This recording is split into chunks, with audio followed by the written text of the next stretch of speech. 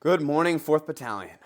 My name is Cadet Sergeant First Class Tristan Price, your Battalion S6 for this semester, and I'm joined with the new band director, Major Matthew Clark. Sir, how are you doing today? I'm very good. How are you? I'm doing well. So, today we're going to give Major Clark a chance to really introduce himself, give us the inside look at who he really is, why he's here. Anything about yourself, sir, you would like to share, please be our guest. But let's just start off. Introduce yourself. Who are you? Who is Major Clark? Well, Major Matthew Clark. I'm a retired Canadian music officer. If you want to go back to the very beginning, I was born in England. I moved to Canada when I was very young with my family in the 70s, and then I went through school like everybody else does, and then decided on a career path in music in the Canadian Forces, and started as a euphonium player. So I started as an instrumentalist. I didn't come in as a conductor. And then went up through the ranks and commissioned to officer, did all my conductor training, all my command training, and then went up through the ranks through there, and was fortunate enough to conduct some of the very finest musicians in Canada in the Royal Canadian Navy, and had the Royal Canadian Air Force Band, which was a real thrill.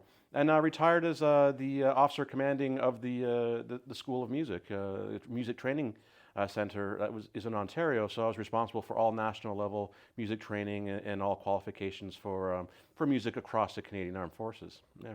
Oh, wow, Yeah. sir. So, how did you get into music? What made you choose that as the career that you really wanted to pursue? Well, it's funny because I've had interviews like this before, and my intent never actually was to do music from the very beginning. Like, I came from a very musical family. My dad was a musician. He was a conductor. My mom was very musical. My sister as well.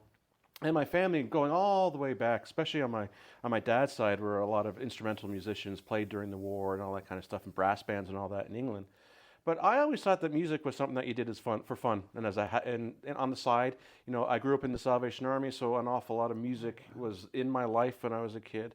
But the reason why I tell you this is that I always thought that I would just do something different and just do music on the side. So I went into university as a classics major. So I want to do English, I want to do history, I want to do all this different stuff, kind of like my father was, more of a philosopher than anything else.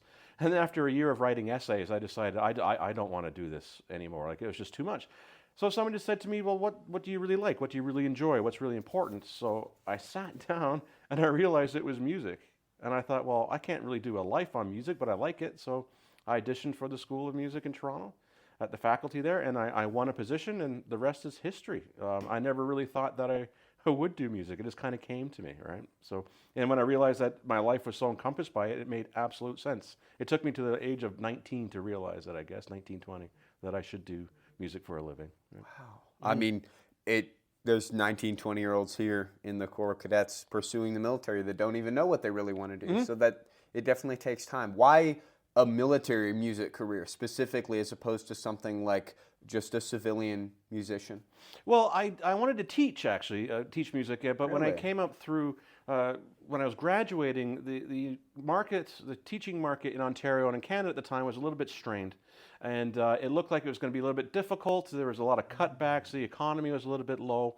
And I was feeling a little bit bad about it. And yet again, it was almost the same friend. It was the same group of friends who mentioned to me the same that said maybe I should go into music university level. That mentioned, well, the military has this organization that you can go play in as a reservist. It's called Ceremonial Guard, and it's a summertime appointment. And it's on Parliament Hill in Ottawa. So you become a primary reservist in the Canadian Forces, and it basically pays for your tuition. You work for the summer, and then you can pay for your tuition. So I thought, I'd never be good enough to do that, but they're like, oh, go audition, you never know. So I auditioned for it, and I won the position, which was a real eye-opener. So I was brought into the military. That's where I did my basic training.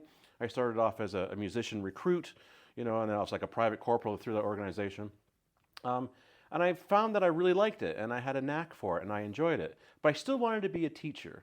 But the market was getting even lower and lower, and the job rates were really, really low. And a job in the regular force opened up on euphonium. And again, that same peer group said to me, well, why don't you go and audition on euphonium?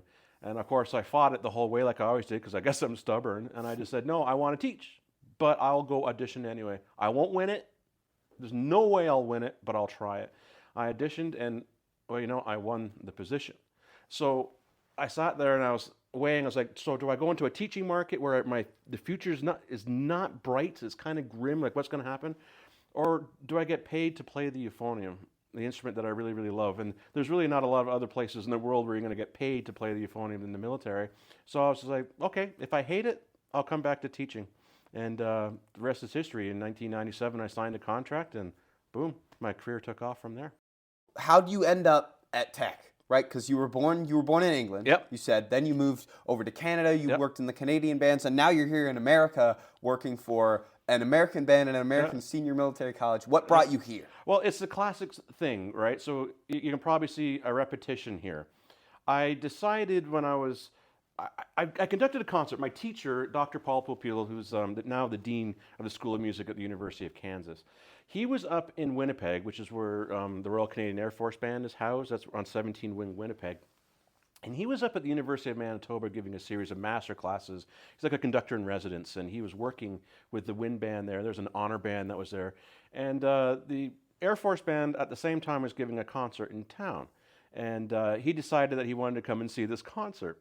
And he saw the concert, and I met him afterwards at a reception, as you usually do after these big concerts. And my wife, God bless her, Helena, love her to bits. She always knew that I wanted to do further education and maybe do grad school or whatever, but having a professional life, it was so busy, and a family life, it was so busy I didn't really have the time. So she walked up, yet again, someone other than me, walked up to Paul and said, you know that Matt really wants to do graduate work. So Paul, God bless him, who was the director of bands at that time at KU, walked up to me and he just said, would you like to do graduate work? Would you like to come down to the University of Kansas and work with me? And I said to him, well, maybe 3-4 years from now, maybe, we'll see. He said, okay, just keep my name, we'll figure it out.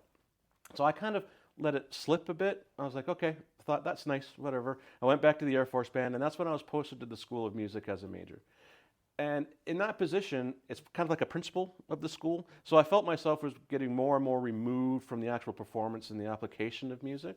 So I started thinking, it's like, okay, why don't I give Dr. Popil a call and see if I can maybe go back down there, because I'm getting towards 30 years career, so I have a pension, which means that I can actually have a life outside of the military. So I'm so very grateful to the military giving me that life. So I called him, and long story short, he said, yeah, you can come down here. We'll give you a scholarship to go. And I thought, that's great. So I'll get out of the military. I'll go do my doctorate, because with a doctorate it means I can teach at any university in Canada and any university here if they'll hire me. I have the qualification, because I did a lot of work at universities in Canada, but I couldn't get the full-time job because I didn't have the doctorate, right? You have to have the doctorate to have like full-time tenure. So classic me, I do the 2 years, and then I put in a bunch of applications for a bunch of different schools, and this one popped up. And I thought, oh, that's really interesting. You know, that's something that I think I'd be good at. But they'd never hire me because I'm Canadian. It won't. But I just put the application in on a whim. I had actually tentatively accepted a job at another university as a director of bands. And the deputy commandant, Colonel Alia, then Colonel Alia, now General Alia, called me up. He just said, you know, I know that you're probably entertaining something else, but we're really interested in having you here. So it was just a kind of complete flip again. So it never was my intent to come here, but the interest in me coming here and the skill set that I obviously have appealed to the search committee, that they convinced me to come down. And once I was here for about 12 hours, Helena and I just looked at each other and said, oh yeah, we got to come here. So that's a very long way to explain the fact that it was an influence from the outside that brought me in to show me how much I'd appreciate it. I'll be very frank with you. When I left, when I retired the service, I never thought I'd be maybe putting a uniform on again, and you guys dragged me back in again. I'm so happy about it. It's great. You know, the funny thing is, sir, Major General Seeley said the exact same thing. He said that he came here, and the first time that he had an actual chance to sit down and smell the roses, he immediately felt like, yes, this is the place I got to be. Can you tell us a bit about that initial entry of when you first came in here? What was that like? Oh, it was fantastic. So then Colonel Alia was very clever. So he took us around the campus, so we got to see from certain angles, so you got to see all like the beauty and the grandeur of the campus. He brought us in at the bottom of the quad, and we walked up to the upper quad so he could teach us and show us the history. We came obviously into this wonderful building, CMLS here, this gorgeous building. That we stayed at the Inn at Virginia Tech, and they were just, everything was timed so beautifully. And of course, these buildings are just miraculous. They're gorgeous, right? And it was the perfect time of year. It wasn't too hot, wasn't too cold. So the campus was gorgeous. And We also decided to drive down instead of fly. So I figured because I could bring, my son and I could bring Helena down, and the drive was just so beautiful. So we were already hooked on being in this area in terms of nature. But then to see the campus, to see the place that I could possibly work, and the reception that I came in, when I accepted the job, my email said, "Welcome to your family," and that's what it felt like right off the bat. It's that kind of bond that military gives you, or a military environment gives you, that I just didn't get anywhere else that I interviewed in, and I really appreciated it, and it hooked me, and I thought, I know this environment, I can help here. And I felt that my skills would be best set, so that's what it was. I thought the campus was so beautiful, I couldn't say no. So you came down for a sort of initial visit, went back, and then later came down, fully moved, and started the job? Yeah, so it was like a series of online interviews, and then I came down here for the live interview where I got to meet everybody, all the staff. I got to meet all the alumni members. They took me out for lunch. Oh, wow. Yeah, so it was like a trial by fire, which was fine with me. And then I got the job offer, and I said yes. And then all of a sudden it's like, oh no, now we got to get us moved down here. How are we going to do that, right? So of course, getting across the board and a lot of different things was quite tricky, and the immigration process was delayed quite a long time. We were very lucky. We got in before certain restrictions and regulations came down, so we were able to get here. I found out that I was going to be getting my actual documentation on the 1st of October. So I got it on the 1st of October, and we were down here by the 3rd. So everything packed up, everything done, everything here. No house, nothing, no rental yet. We had a place to stay for a week, and we just stepped out on a step of faith. So that shows anybody that's watching this the commitment that the family and I have to being here. We're just like, nope, we belong there, we're going. And we packed up the 2 dogs and got in the car and drove here. Yep. Oh, where'd they put you in for that 1 week, sir? We're just hanging out at an Airbnb. Right, so just, yeah. And then that is hilarious. we were originally intending to sell the house and buy one here, but the market kind of relaxed in Toronto, so we decided to rent. So finding a rental is a lot easier than buying in Blacksburg, which I've been told and seen to be quite a bit of a nightmare at times. So we were able to find a place in Christiansburg that we love. It's a couple-year-old house, and we love it, and we were able to move in right away. It was empty. So once we had it, we signed all the paperwork and convinced everybody we had decent credit, which is hard to do when you're from a different country. It was literally just like hair on fire. And of course, that weekend when I came in was the reunion weekend. It was the alumni weekend. Yeah. So I came because it was right, October 3rd. Exactly. Yes. Oh my I came goodness, right into it, right? So it was just boom, right? So how was that experience like? You came immediately right in and were into what is called in the band Heidi Teddy Hell Week, the hardest week in the semester of the year. Well, it was easy for me because I just got to sit in the sidelines and watch it happen. I didn't have to do all the preparation work. Like maybe we should talk about this time next year about how long that week is, right? But I had the great privilege of coming in and seeing the rehearsal Thursday. I saw them on Friday. I got to see the march in town. They hosted me beautifully and had me march with the band, Helena and I, and we got to see the game the next day. We got to meet with the alumni again, go to the dinner, go to the reception. So it was a very, very nice introduction, and I got to meet everybody. It was drinking through a fire hose. There's no doubt about it, but it was well worth the opportunity. Please don't take this as a disrespectful question. It's purely curiosity. Why do we never see you in uniform when you walk around at campus? Well, that's a very good question, and I'm glad you've asked it because it's funny. Like I've had some. You get the looks, not bad looks, but people are like, well, it's just curious who because is this guy? Yeah, because it's very common for a couple days a week, but never is somewhat out of the ordinary for the culture here that we're used to, at least. So the only uniform, so I'll go right from the beginning. The Canadian Armed Forces, you're issued all your uniforms, right? So everything like, we call it CADPAT, Canadian Pattern, you guys call it camis or whatever, that kind of every work-a-day dress, you have to hand it in at the end of your career. Really? You give it back. Like, we don't buy any of this. That is interesting. Yeah, you're not. It's illegal to sell it. It's illegal. Like if you see it in a pawn shop, don't buy it. That's illegal to buy. Really, that. it's illegal to sell. Yeah, it is. Yeah, that I did not know. Because it's owned by the Crown. It's owned by the government. So when you retire in the Canadian Forces, you are no longer authorized to wear a uniform. Really? Yeah, you have to get special permission. So I was in the Deputy Commandant's office this morning. And we've sent off a letter to the Chief of Defence Staff, which is the top general in the Canadian Forces, to ask permission for me to wear my Canadian uniform. You have to go that high. I can technically wear my mess kit, but that, that's once a year, and that's not really going to do anything whatsoever, course, right? So we've applied for it. If we don't get that, I've been told there's other avenues with other uniforms that I can wear with other, institutions around, and I'm more than willing to jump off at that point when we get there. But I think it'd be nice to see a Canadian uniform walking around this university, and it's a process, and we're in the middle of it. So that's why we don't. And I'll tell another thing. I've had a couple people ask me about it. So if somebody walks past and understands that I am an officer, and they throw me a salute, a compliment, I really, really appreciate that. But in the Canadian Forces, if I'm not in uniform, if I don't have a hat on, I can't salute you back. What I'll do is just check my arms, and I'll look at you, I'll say thank you, I'll say good morning, tell you, and return the compliment, but I can't actually salute. So I hope no one's been offended, right? So if I'll just look at you and say good morning. No, absolutely, sir. That's wonderful seeing the differences between the services, because we never have thought of that it's illegal to actually wear a uniform when you leave. That's I would, if I could wear it, I'd be wearing it right now. Right. So. Wow. I'm going to pivot. I'm going to ask a question. I'm surprised you don't have one right now, sir, actually, but all the time we see you have a cup of coffee. Yes. All the time. Yes. All the time. What's the story behind that? How did it start? I just enjoy coffee. Really? I just can't get enough of it. So it's funny. My wife Helena always watches me really closely when I've got too much coffee, because I can get jittery at times, right? But I think it's just a comfort thing. I just always had it. When I first joined, it always goes back to where you come from.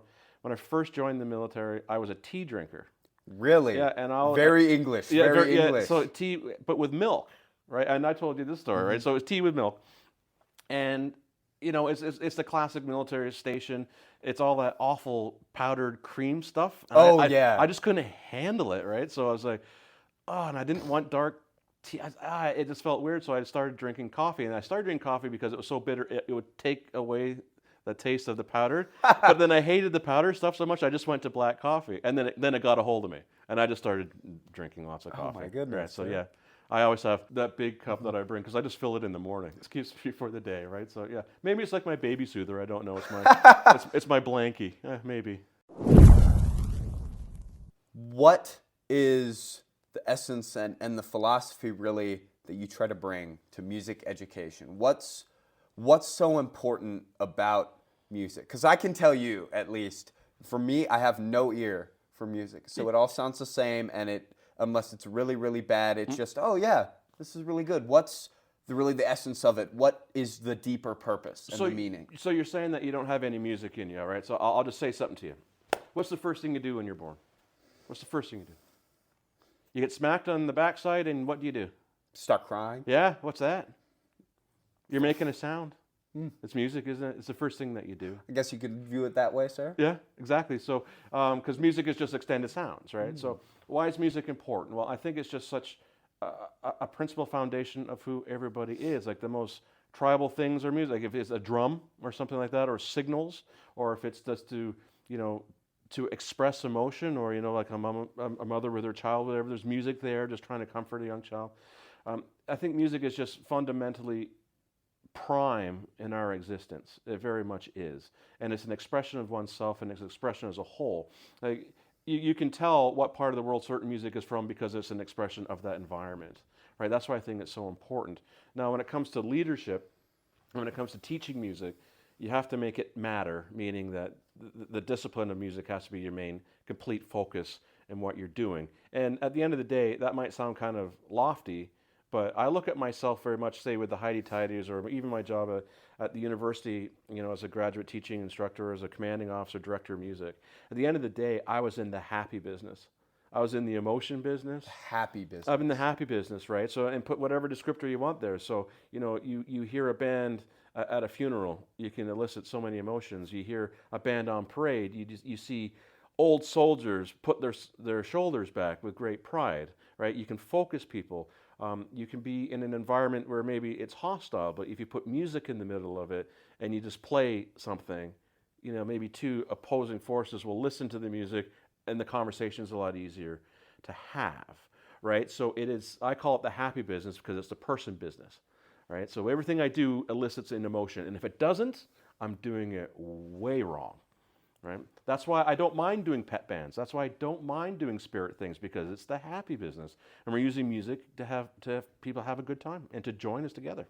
if you could think of how music has changed in the terms of modern culture and what people just every day, if they're working out, they're walking down the street, what they listen to, what trends have you seen in how that has changed in terms of that emotional resonance, that resilience that it has for people? Well, what I find is that it's deeply individual, because what you might listen to while you're throwing around barbells, or you're on the treadmill, or I'm drinking coffee in my office, that has three very different meanings, right? So what you listen to, what I listen to, what anybody else listens to will be different, because that is what elicits emotion to you, and that's what makes it so personal. So what are the trends? There's an awful lot more AI-based music, which concerns me a bit. There's no such thing as a new melody. There's no such thing as new music. Like, everything has been written, like one note to another, to another, to another. It's already been written. It's already been done. But we still need to have that human emotion behind it. This AI stuff, it can't create anything new. It can't create anything with emotion. And hopefully that we know enough to hear that when you hear AI. I can hear it, AI-based music. 9 times out of 10, I can pick it off, right? So, but my point being is that we got to create it, and we got to make it personal, and we got to make it speak to ourselves. And once we have that, we're fine, right? So that's why I see. I just get scared that if robots are going to rule this world, they're not going to rule music, because music is spiritual and music is human.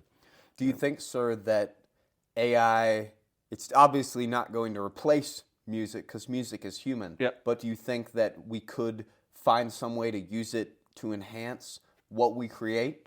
Well, AI can most definitely make us more efficient.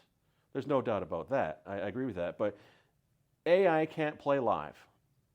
AI can't be. You can't be in a concert. I guess you could be in a concert hall with a robot with a violin, but that is so disconnected.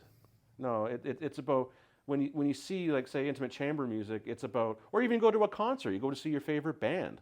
You're seeing a person. You're seeing that person that was on a poster on your bedroom wall when you were a kid.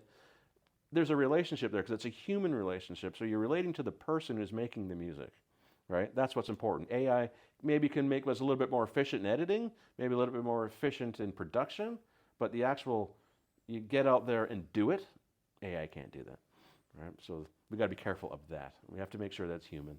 I like the what you bring up about that person that you saw on your wall. You had a poster of them on the wall. Yep. How is that relationship different from one single person, a single artist, and as opposed to an entire band, or even just a smaller band of people conducting music? How is that emotional relationship different? I think that if you look at a big group of people, you will naturally tend to pick out people that catch your attention. Right? Now, there are certain groups that sound a certain way that you can like, you hear the old recordings. Like, for me, obviously being a classical musician and classically trained, the Chicago Symphony of the 60s, I hear in the 70s and 80s, I hear their sound and I'm drawn to it. I just love it, and that's a group of people. But that's also for me listening to recordings. But if you were to show me videos, I'll start finding people that I'm watching within those videos, because you can actually. Do you remember? You probably won't remember this. Of course, you won't remember this. But when music videos started coming out in the 80s, it was really like Much Music started coming out. It was a big deal to watch videos in the afternoon, come home from yes, school. sir. Yeah, so you remember that all coming out. That's when I first started hearing for the first time, did you see that song last night? Did you Exactly. see? It's the change in mindset. So yeah, it's that they're not listening, they're seeing. And it's like, I've never seen music. I guess now I'm seeing music, right? And that's how things change, right? As you move forward. So the perceptions are different, right? So I love the Chicago Symphony because of records that I listened to since I was a kid. But you look at Much Music, yes, you can listen to a lot of stuff in your earbuds, but if you're watching a video, you're seeing the music, right? So let me ask you a question. I know I'm not supposed to do this per se, but if you're on formation, or we're getting ready to do a parade or a hokey walk or something like that, or we're marching in the lane, what would you prefer? A big ghetto blaster that's completely in time and perfect? Or do you want to see 135 hidey-tidies leading forward? And explain to me why it's different. What's more important to you? You would want to see the people. Why is that? Because it brings you that connection with them. If you had that same music, you took the band, you recorded them, and then played it through a speaker, it was the same exact sound, Yep. it still wouldn't be the same, because those people are disconnected from you then. Seeing the people and the band play, it connects you to those people and the emotions that they elicit. So live music is best, yes? Yes, sir. So we should always have military bands then, yes? I suppose, sir. I There we suppose go. if we follow that logic, that makes But the most that's the sense. case, though, right? When you actually see a bunch of breathing people doing human things in the happy business, leading you, I think there's something very special about that, and we should never take that for granted. I want to ask you a kind of question. I don't know how it is in Canada. It Yeah. might be different than it is in the U.S., but in America, at least for the past few decades, music and art and the non-STEM fields have really been gradually pushed out Yes. of public schools and the curriculum. Yes. What's your take on that? Oh, I think it's a disaster and something that we have to really, really focus on. It's easy to get rid of programs that seem like they're kind of on the outside and expensive. It's easy to get rid of an orchestra because violins cost a lot. It's easy to focus on the fact that we just need the core subjects in order to be successful, right? But you need the arts and you need the culture to understand who you are as a person to move forward. Because if you don't understand who you are or what you're learning for, I think it was Churchill, and if I get this completely wrong, please forgive me, but during the war they were asking, should they shut down the orchestra, should they shut down the opera because of the Blitz, should they do that? He said, why in heaven's name would you do that? Because what else are we fighting for? So he kept the arts alive during the war because he felt that's what they were fighting for. They didn't shut down the museum, right? So I think that's a very powerful statement. Wow. Mm-hmm. Sir, how would you take that and relate it to where we're at now in the Corps of Cadets? Because obviously people in the band, they have to put in a lot more time than everyone else, just baseline for that commitment. 3 times a week, practices Monday, Wednesday, Friday, as well as during the games. Yep, during the before, games. after, events, parades, all of that. We have Tuesday and Thursday night rehearsals for smaller ensembles, so those go to 9. Like I'm not home until after 9 on Tuesdays and Thursdays. So how do we say that? Yes, the Heidi-Tidies do work an awful lot. They work very hard. You have to be committed to it. When I was getting ready for my professional career, that was 6 hours a day in a practice room by myself just to get myself ready. Now, I'm not suggesting the Heidi-Tidies have to be, the 6 hours a day of personal practice because we fulfill a requirement, right? But the thing is that you do have to be committed to your instrument. You have to be, because if you don't play well, you don't help the person beside you, who doesn't help your section, who doesn't help the other section, who doesn't help the band as a whole. So you have a great personal responsibility. Plus, you got to coordinate all that. Moving 130, 140 bodies at the same time, in tune, in tempo, and moving at the same time. It's a big deal, and it's a huge amount of work that puts into it. And I've got nothing but respect and admiration for every musician in the band that's giving that all, because you guys got to learn. You guys are smart. Like you're in the smart fields, like math and physics and whatnot, and you got a lot of work, engineering, but they're willing to give up their time to do that, and they've got my wholehearted admiration for that. What do you do, sir, in just your time in the role? What have you tried to implement to make the experience not necessarily easier, because at a certain point, investing time is not going to be easy, but to make it more worthwhile, to make it best? Yeah. So what I've tried to imply and apply as much as possible is music has to matter. That has to be our focus. Yes, moving is important. Yes, the Heidi-Tidies are very famous for marching. We can do that. We already know how to do that. We build on it. So we build on music, which is the happy business. If there's a satisfaction in music, I think it makes things a little bit more palpable when it's wet and it's cold and, our football team is not winning at the end of the day on a Saturday night, and we're the last ones there. I say with the bands, we're the first ones on the parade square, the last ones off it, right? So, but I've also tried to instill a sense of professionalism in the fact that we do all the really small things really, really, really well. Because what happens is that when you do that and you focus on that, it can be something as simple as how your heels are together where you stood still. If you're focused on that, you become efficient, you become quick, and you become professional. The more professional you are, the faster things happen, the more efficient things happen. Schedules get shorter and shorter and shorter, but results become higher, higher, higher. So I'm just trying to instill that professional ethos in the ensemble as a whole, so they'll understand that if we just focus on little things, I'm sure it drives them nuts sometimes, because I am focusing on little things. But once they lock into those little things, everything else just becomes a lot more efficient. And they're starting to see that, and I really appreciate it, right? So they'll see over time, when I focus on that kind of stuff, they'll get so much more efficient that other things will be a lot more, there'll be a lot more time for other things because we're just getting better at what we're at. If we're really good at it, you don't have to spend 2 hours at it, maybe just an hour. And that's just polishing up what you already have done. Obviously, you've directed and conducted in the Naval and The Air Air Force, Force yep. in Canada. Yep. You've obviously been involved not only now at the Corps with much different joint kind of environments. Can you give us some examples of the different assignments and different work you've done with other services, other countries? Yeah, absolutely. So in the Canadian Forces, we toured a lot, right? So we don't have bases around the world like you have in the States here. So what we'll do is we'll go out for maybe at the maximum 90 days at a shot or 60 days at a shot. But I toured Latvia. I did a bunch of concerts in Latvia. We've been to Bosnia. I've been to South Korea twice. All over Europe. Spent months in London conducting the Queen's Guard.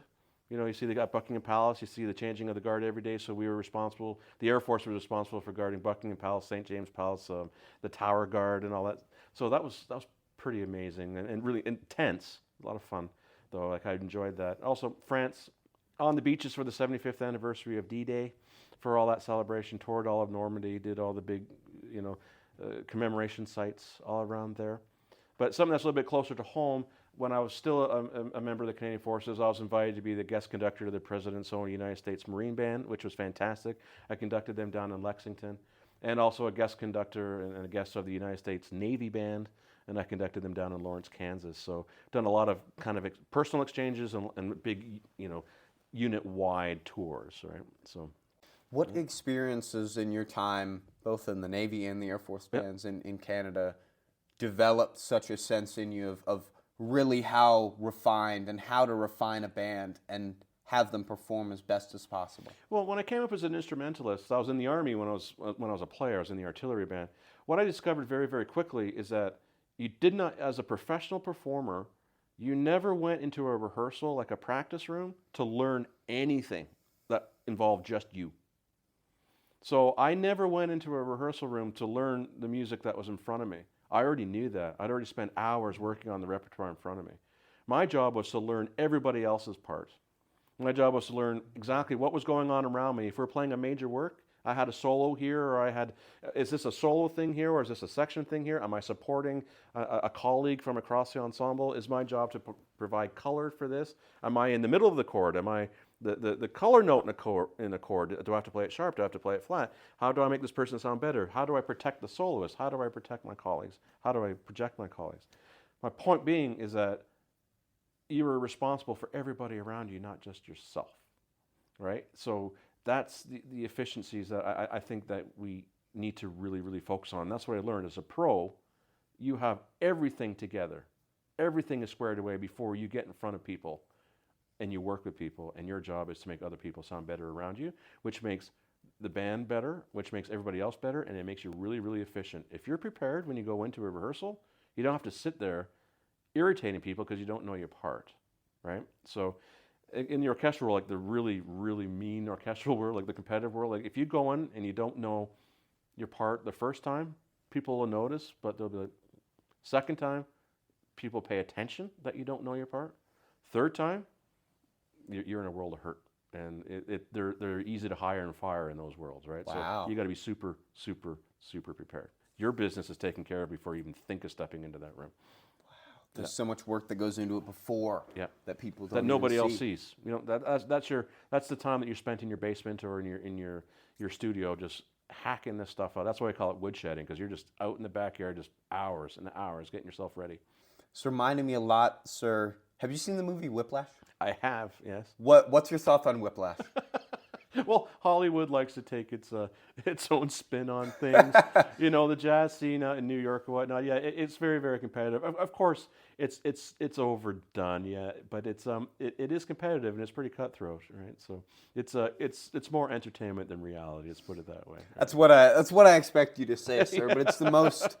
For a lot of people, that's the most close glimpse that they have of competitive or really high-level professional music. Mm-hmm. So it's interesting. Things have changed a bit since then. I've had legendary conductors, some good, some bad, some medium, and someday when we're having fun, I can sit down, I can tell you some of the phrases or the sayings that used to come out of some of these old legendary, like tyrant conductors. Like, you just can't say that now, right? They just can't. But they were funny, but they were on the borderline, and it's just like, oh my gosh, I can't believe I was treated that way. But at the end of the day, I can remember these big kind of outlandish comments or funny comments that were made. But after a 29-year career, those kind of comments disappear, and the talk disappears a little bit. What I remember more than anything is how those leaders made me feel. Period. The great leaders made me feel like $1 million. They made me feel like I could take on anything. They made me feel like I was part of a team, that I was part of something that was bigger than me. The ones that made me feel belittled or less or humbled, the ones that I would never work for, and I never performed at my best, right? So legendary sayings, yes, but at the end of the day, great leadership is how did you make people feel, or how did that leader make you feel? And I try to think of that and realize, okay, I want to make people feel like that, enabled and empowered. How, over your time, both as an enlisted member and now as an officer, how has that experience has molded you really and forced that implementation within yourself of that? Because you've seen both sides. You've seen how it is for the lowest member of the band playing in the stands, and then at the highest level, the conductor and the person leading the whole band. Yep. So you praise in public, you criticize in private. You work in private, right? And when you're out in front of the public, you give everything that you have. Now, I think the major difference between an officer, leader, conductor, or CO of an organization is that it's not theirs. I've never liked it when I hear people say, my musicians, my clarinets, my trumpets, my tubas. I've never owned a person, I've never owned a thing, but it's the band, it's theirs. So as a leader of both the Air Force band or the Navy band, I always felt that I was a custodian, and I was sworn with the responsibility to make the organization better than it was when I took it in some way, and to enhance it in some way, and to put a positive mark on it. But when I was a member of the artillery band, that was my band, and I was proud of it, right? And the people that were around me were my colleagues, right? And I think that's the big distinction, is that those who are in the organization, that is theirs. Those that lead it, yes, it's ours, but we don't own it. What we do is empower the people inside it to have it and to make the best out of it. So that, for me, that's the big two things that I learned. And the other thing as well, as a player, as a euphonium player, I loved it, but then what I realized once I went a little bit higher, when I was playing euphonium, I had one sheet of music in front of me, one set of notes, and one set of responsibilities. Yes, I had to know about everybody else in the ensemble, but once I became a conductor, have you seen a conductor score before, obviously? Oh, yes, sir. So you got 28 parts there. So all of a sudden now I'm responsible for 28 parts that I'm looking at the same time while it's going in real time. So there's a bit of a difference there as well. I'm responsible for the entire organization. So I can't say mine, I'm responsible for all of it. So I never called it my Air Force band, I always called it the Royal Canadian Air Force Band. And then when I was introducing it to people, or someone would ask me a question, can the Air Force band be there? I said, your band can be there, absolutely. I'll say yours. I put the ownership on the person so they feel that they have ownership. And that was my job, was to ensure that that band was their band. As a leader with those 28 different scores that you have to keep track of, how do you balance that and make sure that you can give apt attention to each one but not get overwhelmed? A heck of a lot of score study. You need to know exactly what you're looking at. Like if you're looking down to figure out where you're at, that means that the score is conducting you, you're not conducting the score. You have to have complete master of every note on that page. You know exactly what's going on. The only time that you should really be looking at it, say maybe something starts to go off the rails and you need a spot to refer to, or you're looking at it because you just want to do a correction of some sort, or you want to give some kind of instruction, so you can say, you can know 3 bars before B, I want this, I want that, I want the other thing. So you need to know everything that's going on there in your mind's eye. You got to be able to see it and hear it. Like right off the bat, you got to be able to see 15 lines of music and hear it. And the only way you can do that is by studying it, right? So like you can't look at a script and just start, like if you memorize the script, you can look at a page and you'll bang, this is exactly what you need to see, because your mind's eye, you can just see it and you can say it, right? That's what scores like. It's just a trigger of what you already have memorized in your mind. You mentioned studying a lot, sir. How can you change your outlook and your vision of what you do and your job as a leader to make sure that you can, for lack of a better term, study as effectively as possible, know everything beforehand, so that when the time comes, you can really implement it, correct? So what do the great financial planners say? What's the first thing you do when you get paid? You pay yourself, right? You save money, which is going to pay yourself in the future. You just have to dedicate time in your day. You just have to it's like you can't touch it that you are studying in some way. You know, like some days I could have 2 or 3 hours. Some days I had 20 minutes, half an hour. But as long as you're doing it every day and you're developing yourself every day, I believe that you just get better. And also do different things as well. Don't get just stuck in a certain kind of score or a certain style of music. Read something different. Do weird things to change your mind. Like as a conductor, we always do exercises with our hands, right? So an interesting one you can do is that if you're right hand dominant, spend a day, because usually conductors will hold the baton in their right hand and you do expression in your left. We'll do exercises that you spend the entire day doing everything that you would naturally do with your right hand and just make yourself do it with your left. And you'll be stunned how much you rely on your dominant hand, like grabbing a toothbrush, grabbing a hairbrush, shaking hands, and just try that. And the reason why I talk about that is because it takes your mind from left brain to right brain to left brain. Exactly, sir. And it lifts you out of the routine, and you actually start thinking, and your mind just starts going, because now you're becoming more self-aware. The more self-aware you are, the more you learn, the better educated that you are, the more that you read, the more seasoned you are, right? So every day, if you study something, anything, so like you don't have time, you're in the car all the time, well, put on a podcast and listen and learn, right? Like I listen to a lot of music, but when I'm in the car, I listen to talk radio because I have music on all the time. So I'm in the car sometimes. I don't want to get that involved because I got to drive. I don't want to get in an accident, so I just listen to talk radio, right? So What's your favorite show, sir? my If I could favorite ask. well, I haven't found one down here yet. Like I Really? used to listen to CBC, the Canadian Broadcasting Corporation, just because I like listening to national news, but I haven't found a talk show down here yet that's really caught my attention, right? So, but I'm only in Christiansburg, so it's only 8-minute drive. So. Oh yes, very, very, very quick, very early. Go back to your time as a student. Sure. Actually, if you could think, what's the difference between, say, learning how to play just as another one of 150 highty-tighties in the band here, Yeah. versus learning as a grad student with a class of maybe just a couple dozen other people? I see where you're going. Okay, so What's the difference between those two levels? So you take when I did my undergrad, I'd go to courses that had 600 people in it.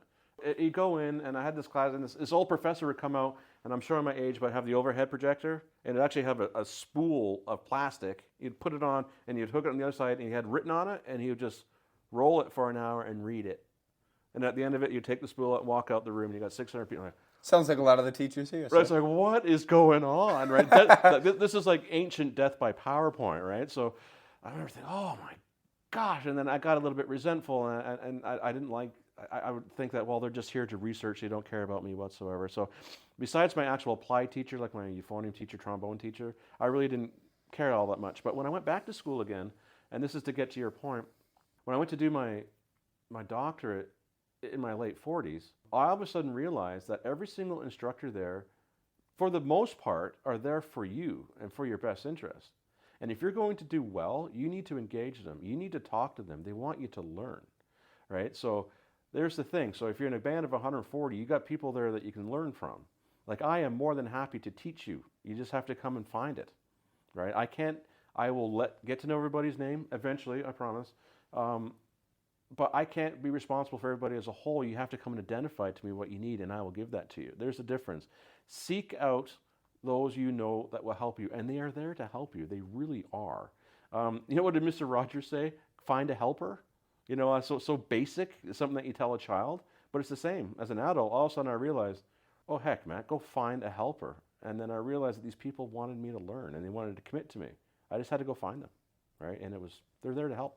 That's the big difference, and that's the advice I would give. Go find that helper. How do you seek out that help in the best way possible, sir? Because sometimes it's intimidating. Sometimes you just have to take a shot, and you just kind of have to throw it out to the universe and have faith.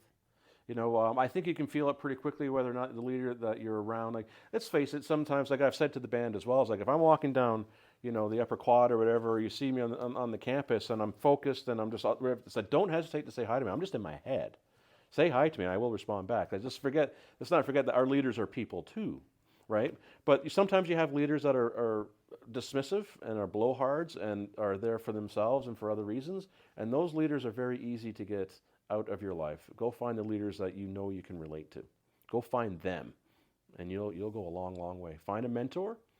Find a mentor who knows these leaders, who can advise you on who you should be talking to, who maybe you shouldn't be talking to. And you develop that. So it's like you build a community. So find somebody that you trust, and then let it sweat into that. And you'll develop your group, your community. Right? What are some of the best strategies for keeping those connections, even after you leave wherever you first met them? Constant contact, constant personal contact.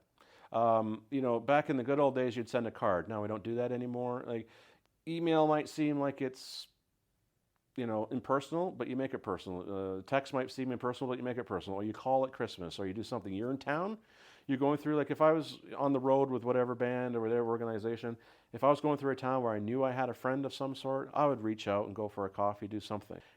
And if you develop a wonderful relationship with a teacher or with an educator or with a leader or with an influencer of some sort on your life, they want to be part of your life too, and just keep them informed. That's the best way you do it. You just keep informing them. It doesn't have to be every day, every month. It's every now and then. How you doing? I'm thinking about you. Yep, that's it. How does it make you feel? Somebody reached out to you because they wanted to know how you are. Exactly. Right? There you go. Think of how it would make you feel and do the same. Yeah. Beautiful. So can you name one, we'll do both. Can you name one mentor figure that you've had throughout your career that really stands out to you? My original teacher, Professor Frank Hermantes, unfortunately he's passed away now, but he's my original instrumental teacher, and he brought me out of my shell, and he showed me a whole new side of life. He used to, as a young undergrad student, he would let me sneak into the back of the concert hall at the Toronto Symphony and watch rehearsals, and sit there and watch some of the greatest artists. Like I'll never forget, like Pavarotti was a guest, and I got to see him rehearse with the Toronto Symphony just as a kid. And I got to see some of the world's greatest artists just from the side, but I got to watch, like, the concerts are great. I always love going to concerts, but when you watch a rehearsal, you see the person side of it. You see the human side. So he opened up my mind to that whole thing. But also, I would say, besides my dad, who was my first teacher, my parents, wonderfully influential, Dr. Paul Pupil, who helped me who got me a full ride scholarship at the University of Kansas because he believed in me. He took a risk on a 48-year-old dude that already had a whole career. He saw something in me, and he thought that I would help his program. So when I got there, he made me feel like a colleague, not a student. So it was 2 years of just absolute immensely joyous learning, and I thank him for giving me that opportunity. If it wasn't for him, I wouldn't be sat here right now. So I'm thankful to him. Go to the other side. Mentee isn't the best word for it, but a person that you have had that effect on. What's one person you can think back to that you're really proud that you were able to be that person for them? It was very interesting. When I was an instrumentalist, I was playing with the artillery band again, and we were doing a big series of concerts, it was like a gala concert of some sort, but it was after a big student festival of music. And we played this, and I was fortunate enough to play a solo in it, and there was this young blonde-haired kid, kind of awkward, came up and talked to me after it, and he asked me a bunch of questions about how do you do this, how do you do that, I really like it, I play euphonium too, what can I do? And I gave him the best advice that I could, and I took some time to talk to him. And I just thought, this was a kid that was curious. There's another way. If you want to find something, be curious. If you want to find a mentor, be curious. Don't go there thinking, oh, who is this guy? Be curious, and you'll be amazed at what will come out. But anyway, I had this wonderful conversation with him. He sent me an email or two, and I just tried to encourage him along the way. And then you forget about it. And it was about 5, 6, 7 years later, and I was the CEO of the Air Force Band. And this gentleman walks into my room, tall, strapping, blonde-haired gentleman, who's my new euphonium player. He's like, "You remember me, sir?" I was like, "What's that?" He says, "Remember I talked to you after that concert?" I said, "Oh my gosh, yes I do." He said, "You're the reason why I'm here." Right? So I inspired his career, and I think that's just so cool that I got to be his CO.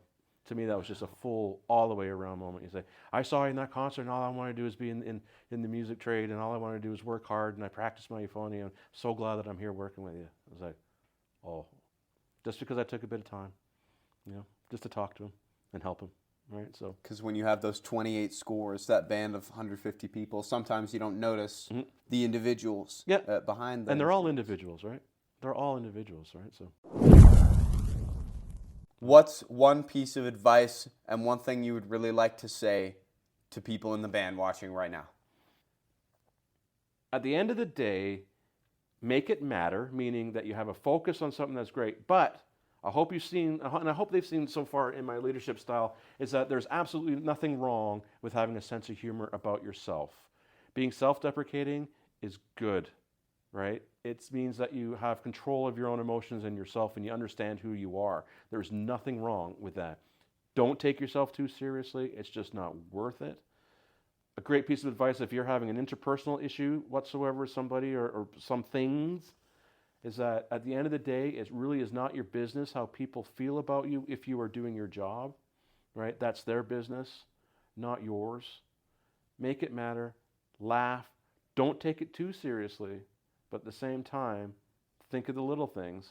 Put your heels together, stand straight, and learn everybody else's part. Be a good team player. We're fine. We're laughing. We'll be great, right? If you could think of how the band is now and how it would be in 5 years, after you've been here, you become a veteran, you've really, really integrated into this place, what would you really like to see even better than it already is? I like us to be bigger. I don't think this will get me into trouble. I want to see us have our own home. I'm working on that. Of course, this is a campus that we can't control, but I would love for us to have a home, meaning our own rehearsal facility, because when you have your own home where you can do your own things and have your own flavor and your own smells and your own everything, and you're not sharing per se, you can get a lot done. So, and that builds a lot of culture as well, right? So I don't think there's an awful lot I need to do to change the high tidies writ large is the way that they are. There's a tradition there that is very well established. I think I can just hone certain musical things and certain sounds just to make it sound like I think we should do, but that's not going to take a lot of work. It's a lot of work anyway, right? So I just had to nudge in certain directions. So I'd love us to have a home, and there's a certain sound that I want the band to have, but I can't really describe that yet. You'll know it when you hear it, though. I promise. Right? Much like all good music, you'll know it when you hear you'll it, know when you hear feel it. You'll be like, "Oh, there it is!" Right? So Absolutely, it's that sir. simple. Yeah. Absolutely. Yeah. Well, thank you so much. It's clear you have the dedication, the drive, and the passion to really be here. Thank you, sir, for coming, sitting down to talk with us today. And thank you all for watching at home. This has been the Crucible Call with Major Matthew Clark. Thank you all for watching. Have a good day. Thank you.